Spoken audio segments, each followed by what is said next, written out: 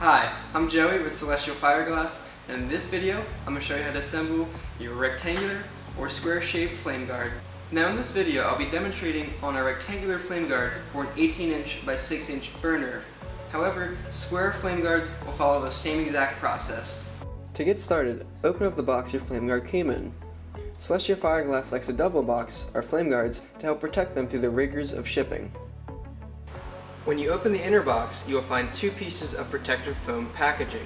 Remove the thin one first, then slide out the larger piece. Your glass panels will be in here.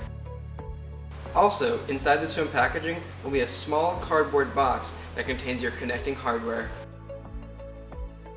After taking everything out of its protective packaging, you should have two long glass panels, two short end panels, plus 4 top corner connectors and 4 bottom corner connectors with rubber feet.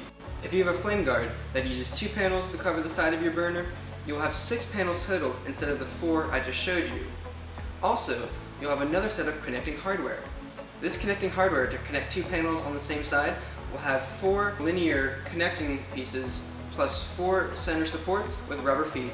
Now that you have all of your glass panels and connecting hardware ready, the only tool that you will need to assemble your flame guard is a Phillips head screwdriver. To get started, grab one of your longer side panels and attach both a top and bottom corner connector. Don't tighten the screw all the way yet though, you'll need to adjust that later. Once you have both connectors on, stand the glass panel up with the top connector on the table and the bottom connector facing upwards. Place one of your short panels in the connectors and tighten the screws.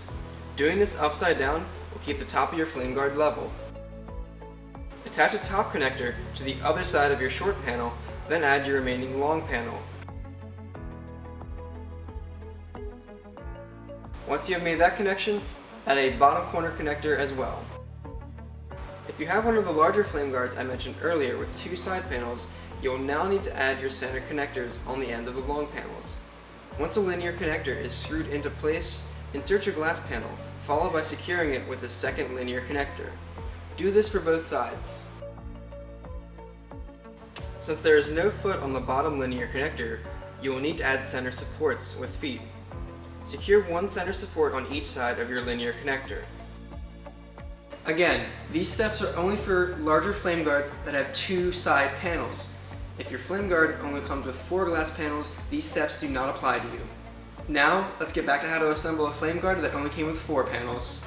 Add the final 2 top corner connectors to the long panels of your flame guard.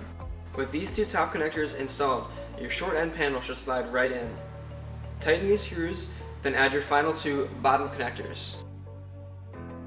Now that all glass panels are in place, you can go back and tighten the screws in your connectors. We recommend making these as tight as you can with your screwdriver, but no drivers or power tools are needed. Once all of the screws are fully tightened, you may lift your flame guard and turn it right side up. If all connectors are properly installed, your flame guard will be sturdy and survive being lifted and moved. And that is how to assemble your square or rectangular shaped flame guard. If you have any questions, leave a comment below or reach out to Celestial Fireglass. We'll be more than happy to help.